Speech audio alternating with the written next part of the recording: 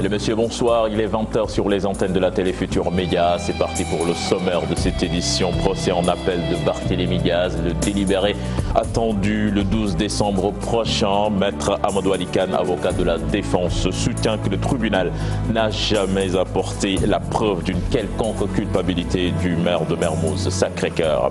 La colère du bâtonnier de l'ordre des avocats contre le procureur de la République, Maître Mbaye Gueye, juge ses pouvoirs exorbitants. Pendant ce temps, l'UMS prône l'application des conclusions du comité de concertation pour l'indépendance de la justice. Les témoignages poignants de Pape Ndiaye, c'est ce journaliste de Walfadjri à qui Cheikh Tidiane Diop a accordé sa seule interview avant de s'immoler par le feu. Le défunt a plusieurs fois menacé de se suicider. À suivre dans cette édition. Et puis la Fédération sénégalaise des associations des consommateurs demande plus d'éclairage sur l'attribution provisoire de Suez pour la gestion de l'eau. Imam Youssouf Assar et compagnie exigent des assurances sur la stabilité du prix, entre autres. Voilà le sommaire de ce 20h. Dans quelques instants de développement.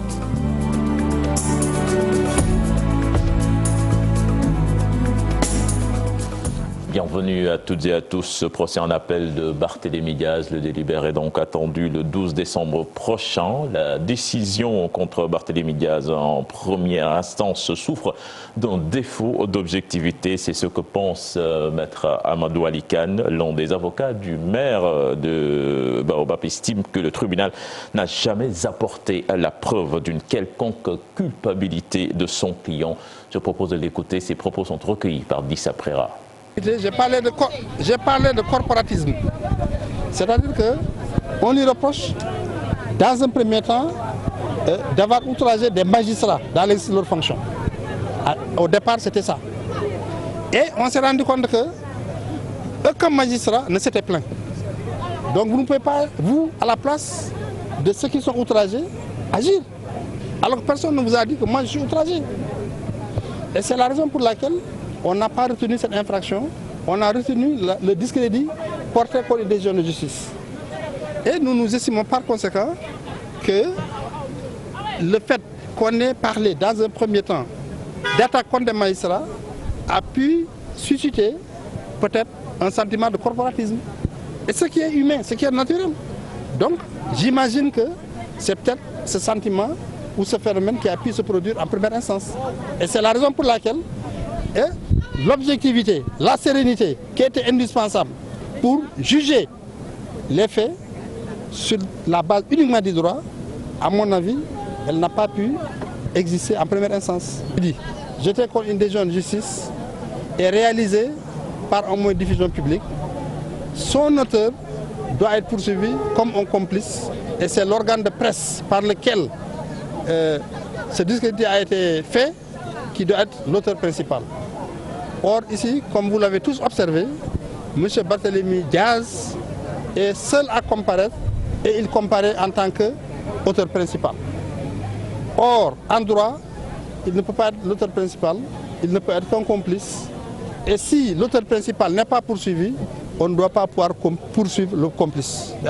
Le bâtonnier de l'ordre des avocats noirs de colère à cause des pouvoirs qu'il juge exorbitants du procureur de la République qui, selon lui, a droit de vie et de mort sur les justiciables. Maître Mbaye Gueye pense qu'il est temps de mettre en place un juge des libertés. Il prenait part à l'atelier de la Ligue sénégalaise des droits de l'homme sur l'indépendance de la justice. Ses propos sont recueillis par Chérif Dia. Je n'ai rien à cacher. Le procureur a trop de pouvoir au Sénégal. Trop. Des pouvoirs excessifs. Ce n'est pas possible. C'est pas possible. On ne peut plus continuer comme ça. Tous les pays abandonnent ce système. Lorsque quelqu'un est arrêté par la police ou par la gendarmerie, je suis au regret de le dire, aller le mettre en prison est un acte tellement sérieux que c'est un juge indépendant, libre, qui doit en décider. Nous plaidons depuis la mise en place de du juge des libertés. Il est temps d'y arriver. Ce n'est pas possible de laisser un procureur dépendant du pouvoir exécutif hiérarchiquement avoir pouvoir de vie ou de mort sur un citoyen sénégalais. Mener en prison qui il veut, et de s'opposer à sa libération comme il veut. L'indépendance de la justice sénégalaise retardée par la non-application des conclusions du comité de concertation.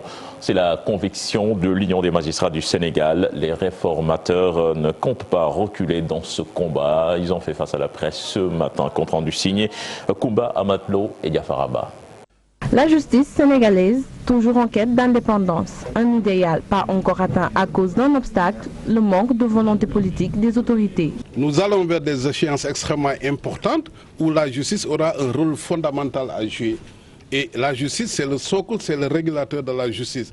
Si nous allons vers ces échéances sans une justice qui soit crédible, légitime, acceptée par tous, évidemment, nous allons vers des périls. Ça ne bouge pas parce que depuis que cette commission a déposé ses conclusions, et comme l'a dit aussi bien le bâtonnier de l'ordre des avocats que le représentant du ministère, apparemment il n'y avait même pas de discorde quant aux idées qui ont été émises, quand il y avait presque un consensus, c'est d'abord le principe des réformes, mais également le contenu. Mais que tout cela soit aujourd'hui relégué au second plan, cela ne semble plus être l'urgence de l'autorité politique. Pour sa part, l'Union des magistrats du Sénégal regrette le retard noté dans l'application des conclusions du comité de concertation sur l'indépendance de la justice. Vous avez entendu les dernières sorties du ministre de la Justice qui semble même remettre en cause l'opportunité de procéder aux réformes tant sollicitées par les acteurs de la justice. Mais nous pensons que quand même ce genre de rencontre permet précisément de revenir sur cette opportunité et également de sensibiliser davantage tous les citoyens. Puisqu'en réalité la justice, ce n'est pas l'affaire des magistrats, ce n'est même pas encore l'affaire des acteurs de la justice, c'est l'affaire de tout le monde. Améliorer le cours de la justice, renforcer l'indépendance de la justice, c'est avant tout garantir l'effectivité des droits et libertés des citoyens. Malgré les réticences des autorités, les réformateurs ne comptent pas baisser les bras, d'où la pertinence de cette rencontre de la Ligue sénégalaise des droits humains. Et puis les précisions de Maître Hassan Diomaye sur l'affaire Cheikh Tidiane Diop. D'après l'avocat, la plainte déposée par la famille du défunt constitue une relance du dossier sur l'indemnisation. L'avocat parle plutôt de redevabilité. Il s'est prononcé donc en marge de la journée d'échange et de réflexion sur le thème de l'indépendance de la justice. Ses propos sont recueillis par Koumba Amatlo. Il a reçu une injection à la maison d'arrêt de Rebeuss le 28 août. Début septembre, il a commencé à constater une gangrène. Et les médecins qui l'ont reçu ont constaté d'abord qu'il n'avait jamais d'antécédents pathologiques notables. Le principe de la réparation, c'est que quiconque cause préjudice à autrui doit le réparer. Et ça, c'est une chose élémentaire. Et c'est pourquoi je pense, au-delà du drame, cet acte de Cheikh Diop peut avoir une portée miraculeuse pour notre société. Et puis la télé Futurs Médias vous propose les témoignages poignants de Pape Ndiaye. Pape Ndiaye, ce journaliste de Walfadjri à qui Cheikh Tidiane Diop a accordé la seule interview avant de s'immoler par le feu près du palais de la République. L'ex-détenu a plusieurs fois menacé de se suicider, selon notre confrère qui a tenté en vain de le dissuader. Chérif Diafaraba. C'est à lui que Cheikh Diop s'est confié pour la dernière fois avant de se donner la mort par immolation. Nous sommes le mercredi 31 octobre, c'est-à-dire 72 heures avant le drame. Cheikh Diop, on s'est connu durant la période de la mutinerie de Rebeuss en 2016. Il est revenu il y a de cela 2 semaines.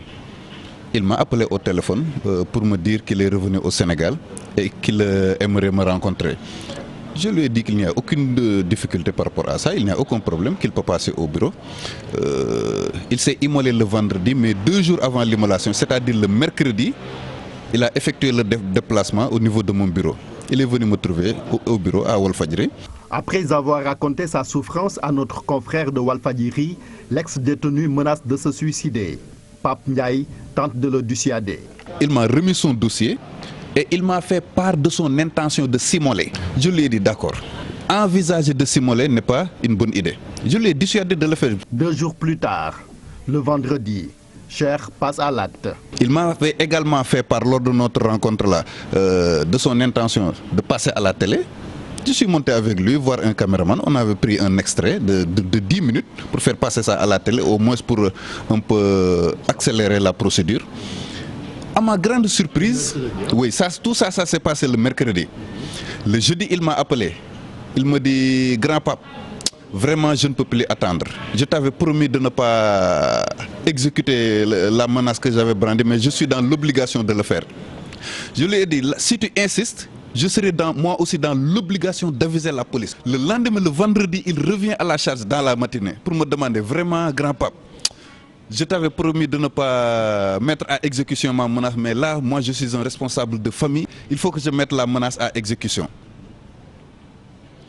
J'ai pris mon téléphone, j'étais sur le point d'aviser qui de droit pour qu'il soit surveillé 24 heures sur 24. Et à ma grande surprise, le vendredi après-midi, j'apprends qu'une personne s'est immolée devant le palais de la République. Cette affaire Cheikh Diop, qui continue de bouleverser l'opinion publique, remet au goût du jour les lenteurs notées dans les procédures judiciaires et l'impunité de certains acteurs. Pour rappel, Cheikh Diop a, dans cet entretien accordé aux journalistes, Pape Ndiaye a accusé l'agent judiciaire de l'État d'avoir fait la sourde oreille face à cette doléance. Notre confrère précise que l'AGE, Antoine Félix Diome, était dans l'attente d'une décision définitive, car l'avocat du défunt avait introduit un recours. Je propose de l'écouter toujours au micro de Chérifia. Certes, la justice a eu à rendre une première décision, mais il y a une voie de recours qui a été exercée par ton avocat. Donc il faut attendre une prochaine décision de justice. Et d'ailleurs, c'est la raison avancée par l'agent judiciaire de l'État. L'agent judiciaire de l'État a demandé à ce que, oui, Antoine Diome a demandé à ce que, comment dirais-je, la personne, Cheikh Tidiane Diop, attendre qu'une décision définitive soit rendue pour qu'il soit indemnisé ou pas. Nous parlons à présent de toute autre chose avec la Fédération sénégalaise des associations des consommateurs qui exige plus de clarté sur l'attribution de Suez pour la gestion de l'eau. Imam Youssouf Assar, président du comité, veut des assurances sur la stabilité du prix et sur les risques de perturbation, entre autres. Des détails dans cet élément signé Maïmouna Ndiaye et Mohamed Dian. La désignation de Suez pour la gestion de l'eau, une décision qui ne rassure pas encore le comité exécutif de la Fédération sénégalaise des associations de consommateurs du Sénégal. C'est d'abord la durée anormalement longue de la procédure qui aurait dû peut-être s'arrêter au mois de juillet pour donner 6 mois aux nouveaux fermiers pour pouvoir prendre des dispositions. D'ici là, prendre des dispositions pour assurer la continuité du service public de l'hydraulique urbaine peut poser des problèmes et les répercussions seront forcément du côté négativement du côté des consommateurs. À côté de ces risques de perturbation dans la distribution du liquide précieux, se pose le problème du prix. Notre problème, c'est qu'on a semblé entendre que même le prix de l'eau pourrait baisser. Mais dans tous les cas, il n'est pas question pour nous, je pense, et pour les consommateurs sénégalais, après cela, qu'on puisse se retrouver maintenant ou même quelque temps après à un prix de l'eau en hausse. Imam Youssouf Assar et ses collègues dénoncent également leur non-implication dans le processus. C'est une violation de la résolution des Nations Unies, numéro 38-248 de l'Assemblée des Nations Unies, sur la protection du consommateur et qui dit que toute décision qui doit être prise par rapport aux consommateurs nécessite nécessairement l'implication des représentants de ces consommateurs pour pouvoir donner leur avis. Cette réforme de deuxième génération de l'hydraulique urbaine vient après celle de 1996. À l'heure actuelle, elle soulève des inquiétudes. Le gouvernement est appelé à revoir les termes du contrat. Maïmouna Ndiaye, Abdoul Bal reste optimiste. Le directeur général de la Sénégalaise des eaux est convaincu que la SDE va continuer à fournir de l'eau aux ménages malgré la décision du gouvernement du Sénégal en faveur de Suez. Le directeur général de la SDE et son équipe s'étaient rendus à Tivaouane pour voir l'avancement des travaux en vue du Gamou. Ils ont été reçus par le khalife général des Tidianes, Abdoul Bal, que je vous propose d'écouter au micro de Cheikh Anta Diop et Seyla Tira. nous allons vers le grand Gamou de Tivaouane, grand événement religieux qui polarise beaucoup de monde. Énormément de pèlerins viendront ici, donc il est absolument question que la distribution d'eau se passe très bien, parce que c'est une des conditions de réussite de cet événement religieux. Les demandes habituelles, c'est qu'il y ait suffisamment de points d'eau au niveau des sites d'hébergement, on en a retenu 800. Nous avons retenu de faire 1000 branchements sociaux aussi pendant ce moment et de faire près de 400 points d'eau des bornes fontaines de rue. Nous allons amener environ 70 camions citernes aussi pour couvrir la distribution d'eau et installer 3 potences. Ça, c'est ce qu'on fait de manière classique. Et nous allons renforcer des quartiers. On a observé que certains connaissaient des difficultés, comme le quartier de Pam, le quartier de Cheikh Ahmed Tijan Chérif et bien d'autres. Nous allons renforcer, y mettre des extensions de réseau et installer des points de stockage d'eau. Est-ce que monsieur le président a désigné Suez pour le contrat? Tel n'est pas encore le cas. Il y a juste une adjudication provisoire. Et aujourd'hui, nous, Sénégalaises des eaux, nous avons introduit un recours tel que le prévoit le droit, tel que le prévoit la loi. Nous faisons absolument confiance au droit. Nous disons, comme d'habitude, nous sommes sereins, Sénégalaises des eaux. Nous attendons la suite des événements. Nous sommes absolument confiants et très sûrs que nous allons continuer à gérer l'eau au Sénégal. Et puis gestion des ressources naturelles. Des intellectuels et membres de la société civile demandent au gouvernement du Sénégal de lever toutes les zones d'ombre afin d'éviter la malédiction du pétrole. Les propos de l'économiste Chérif Salif Sy et Alioune Tine sont recueillis par Aïssatou Gueye-Ba et Thierno Laurent Mendy. Aucun pays africain n'est à l'abri de la malédiction, y compris le Sénégal. C'est pour ça qu'il faut en parler, c'est pour ça qu'il faut faire du bruit, c'est pour ça que tout le monde doit être au courant. Et qu'à partir du moment où ça appartient au peuple, il ne faut pas qu'une minorité d'individus s'accapare bien sûr de cette manne et que d'autres n'en profitent pas. Je pense que c'est ça d'ailleurs qui fait que le Sénégal ou les pays africains de façon globale, qui ont énormément de richesses, mais il n'y a aucune transformation sur le plan social, sur le plan économique, sur le plan du développement. Ou au contraire, quand ça continue, ça fait éclater des États. Ça veut dire qu'avoir des ressources vous rend plus vulnérable que vous ne pensiez. Il ne faut pas être dogmatique et vouloir imposer à tout un chacun sa vision des choses, pensant que c'est la meilleure. Le plus important reste la base. Un pays peut compter différents partis politiques, mais ils doivent se retrouver autour de l'essentiel, à trouver une plateforme minimale qui est le pilier qui garantit l'équilibre social et qui vous permet de trouver un consensus. Aussi, il ne faut pas mettre son peuple devant le fait accompli. Il faut éviter que l'information lui arrive de l'extérieur. Et même après, elle n'a aucun moyen de vérification ni de discernement car elle n'y est pas préparée. Plus d'1 milliard de francs CFA pour faire face à la violence des jeunes en Afrique, une initiative de l'Institut africain de gestion urbaine et le Centre de recherche pour le développement international du Canada. Suivant respectivement M. Kamata Thioune et Oumar Sissé, interrogés par Cheikh Diop et Pape Sangone Mbaye. Que l'exclusion dont les jeunes sont victimes, la marginalisation, l'absence de leur implication dans la marche de la société. Et à ce niveau-là, on a observé que la famille est un mécanisme extrêmement important. Nous appuyons la recherche en donnant un appui technique et financier. C'est plus de près de 5 millions de dollars canadiens. La recherche concerne plusieurs régions d'Afrique parce que nous pensons que l'Afrique, c'est un des continents les plus jeunes au monde et qui est un peu exposé à un certain nombre la jeunesse qui est exposée à un certain nombre de défis.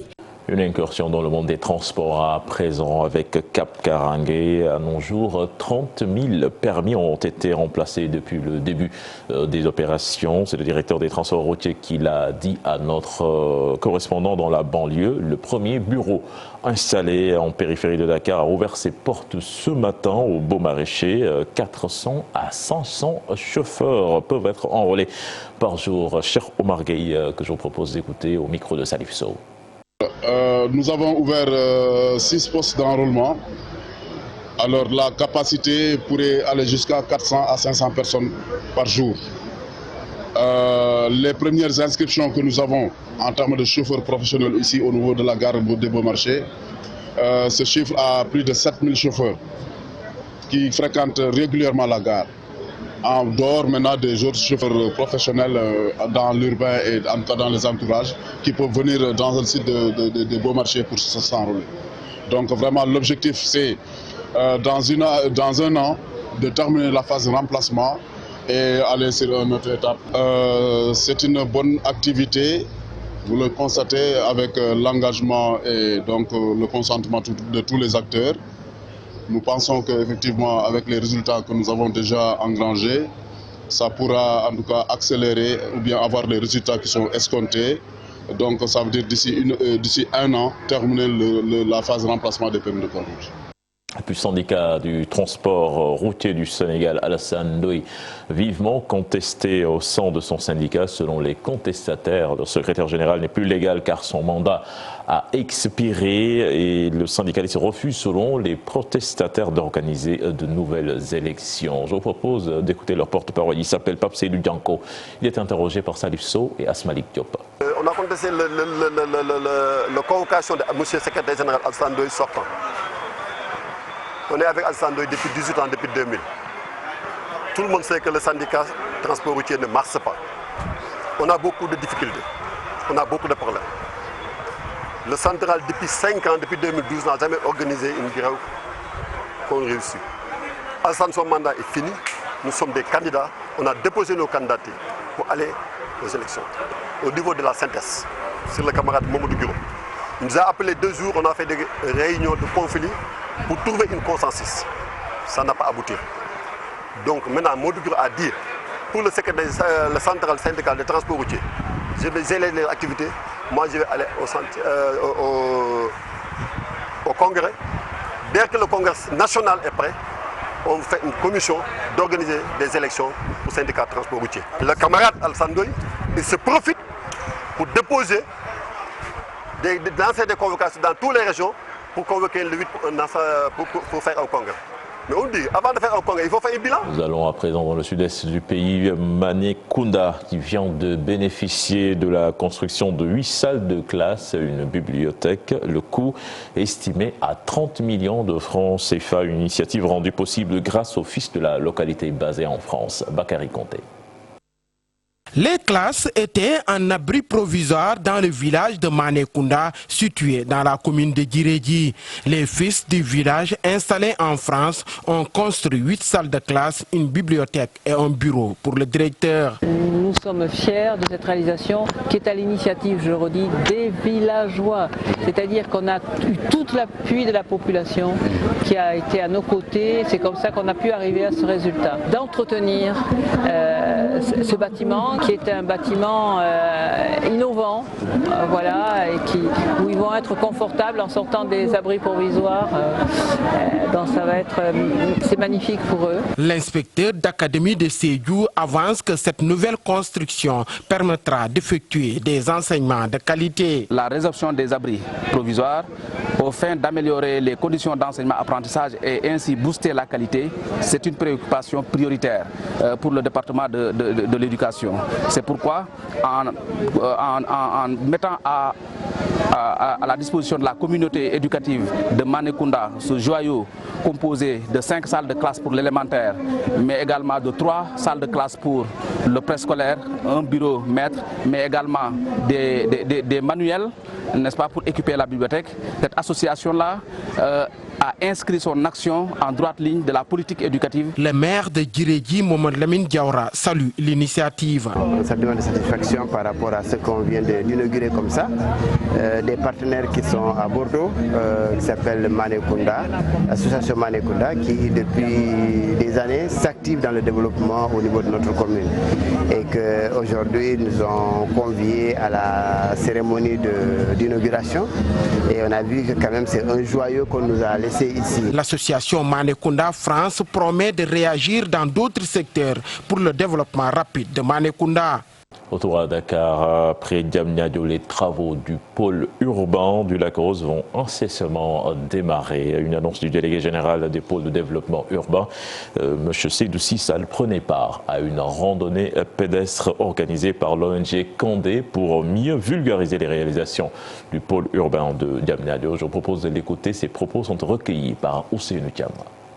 Il fallait démarrer par un des pôles et comme ce pôle urbain de Diamniadio doit abriter les fonctionnalités administratives, les fonctionnalités industrielles et logistiques et tout ce qui est lié à l'industrie événementielle et aussi à l'économie de la connaissance. C'est dans ces domaines-là que le gouvernement, le président de la République a estimé qu'il fallait démarrer parce que ce sont des urgences. Mais le pôle urbain du Lac Rose a été déjà lancé. Le périmètre d'urbanisation déterminé. D'ailleurs même, nous venons de lancer un appel d'offres pour démarrer sur 450 hectares le pôle urbain du Lac Rose, dans sa partie sud, appelée Redba. Et puis plus de 13 000 cartes d'électeurs attendent toujours leurs propriétaires à la sous-préfecture de Dakar Plateau. L'administration espère en rush dans les jours à venir. Constat dans ce reportage signé Habib Faye et Modou Diop. Des cartes d'électeurs qui peinent à trouver leurs propriétaires.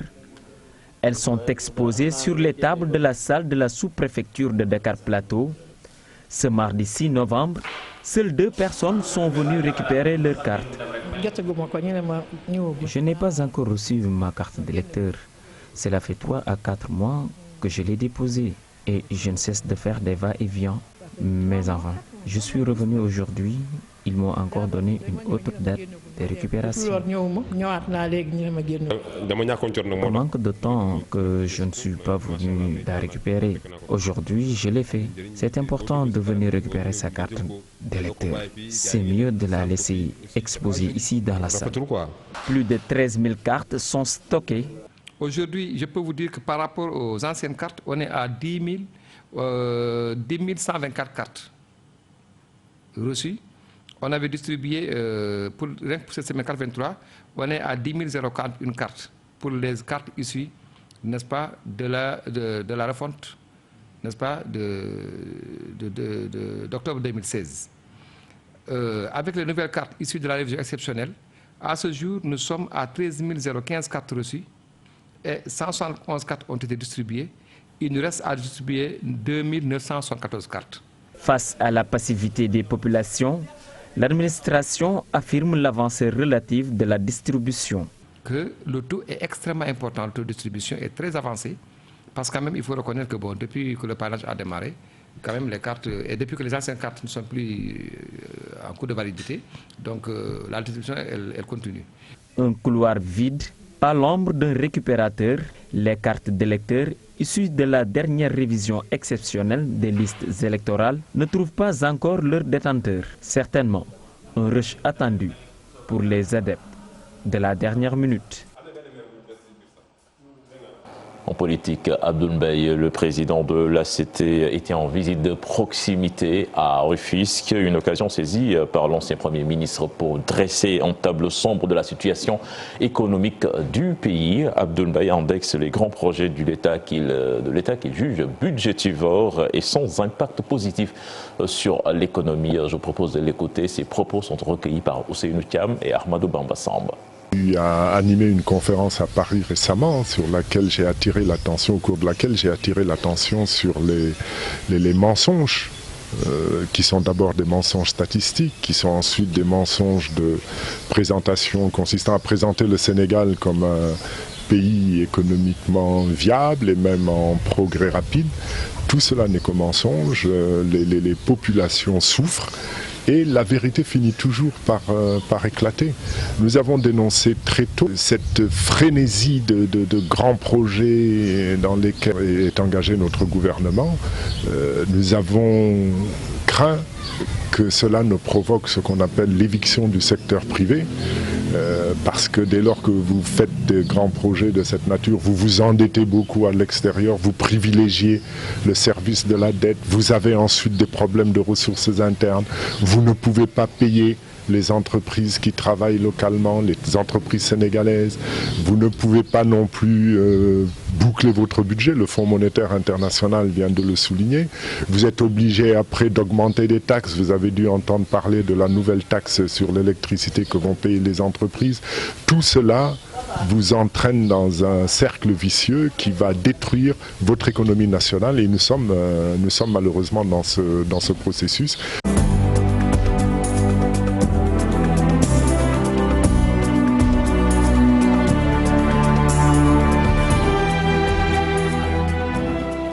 Génération Foot décline ses ambitions pour la présente saison, remporter le championnat et accéder à la phase de poule en Coupe d'Afrique. Ce sont entre autres les objectifs du club.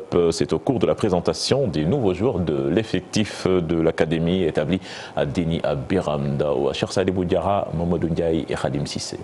La phase des poules de la Coupe CAF, c'est l'objectif au minimum de Génération Foot cette saison dans les compétitions africaines. Pour cela, l'équipe de Déni Biramdao s'est beaucoup renforcée. 9 nouveaux joueurs ont rejoint l'effectif. Un groupe qui vit bien depuis 2 mois, qui travaille bien. On a eu des départs, il y a des arrivées, donc c'est un travail de reconstruction, une transition, mais qui se fait dans la continuité sur l'esprit, la philosophie. Et je pense que le staff a mis dans les bonnes conditions le groupe élite. Et que pour l'instant on est satisfait, les choses avancent normalement et de manière satisfaisante. Vu les engagements auxquels on va faire face cette saison au plan local et au plan international, on a jugé bon d'équilibrer un peu notre groupe professionnel en voyant les secteurs où on pensait être moins nantis, de chercher des joueurs correspondant au profil dégagé par la philosophie de Génération Foot. Nous pensons que ces jeunes ciblés et retenus s'intégreront dans ce projet de par leur implication. Ambitieuse, Génération Foot qui dispose d'un budget de fonctionnement de 3 milliards de francs CFA ne lésine pas sur les moyens pour la campagne africaine. Au moins 60 millions de francs CFA ont été mobilisés. Ce qui est important aujourd'hui, on le sait, c'est rentrer dans les poules. Donc on ne va pas se cacher maintenant et l'objectif c'est de retourner régulièrement en Afrique, mais ça passe par des trophées, gagner le championnat ou gagner la Coupe du Sénégal, continuer la formation. On sait que l'attente est énorme, mais on a l'espoir cette fois-ci vraiment de franchir ce palier qui nous tient tous à cœur. La reconquête du titre national, un objectif majeur également pour Génération Foot, qui veut par la même occasion retourner à la Ligue africaine des champions. Cheikh Sadibou Diarra, merci. C'était le dernier élément de ce journal. Prochain rendez-vous pour l'information, ce sera à 0h avec le tout en images. Excellente suite de programme en compagnie de la Télé Futurs Médias. Au revoir.